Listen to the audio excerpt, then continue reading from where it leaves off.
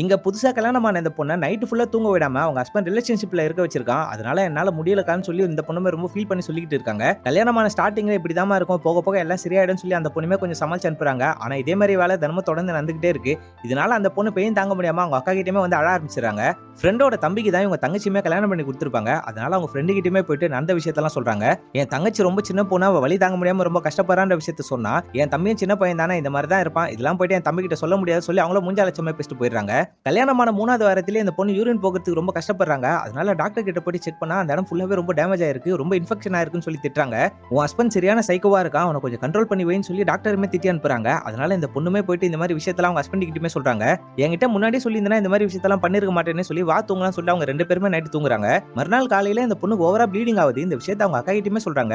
தூங்கலாம்னு சொல்லி இந்த பொண்ணை பெட்ல படுக்க வச்சுட்டு பால்ல மயக்க மருந்து கலந்து இந்த பொண்ணுக்குமே கொடுத்துட்டு நைட் ஃபுல்லாவே இந்த பொண்ணு கூட ரிலேஷன்ஷிப்ல இருந்திருக்கான். அக்காவும் போயிட்டு அந்த பையனை பயங்கரமா திட்டுறாங்க. நான் ஆம்பளை அப்படிதான் இருப்பேன்னு சொல்லி இவனை வீராப்பா பேசுறான். அவங்களோட அக்காவுமே அந்த பையனை அரைஞ்சிடறாங்க.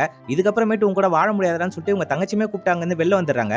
இந்த பையனோட அக்காவும் இந்த பொண்ணு போனா என்னடா உனக்கு வேற ஒரு பொண்ணை நான் கல்யாணம் பண்ணி வைக்கிறேன்னு சொல்லி இந்த பையனுக்கு தான் சப்போர்ட் பண்ணிட்டு இருக்காங்க.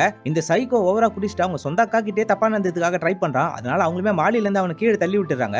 அந்த பொண்ணை இவன் எந்த அளவுக்கு கஷ்டப்பட்டிருப்பான்ற விஷயம் அப்பதான் அவங்க அக்காக்கே புரிய வருது. அப்படி இந்த படத்தை முடிக்கிறாங்க.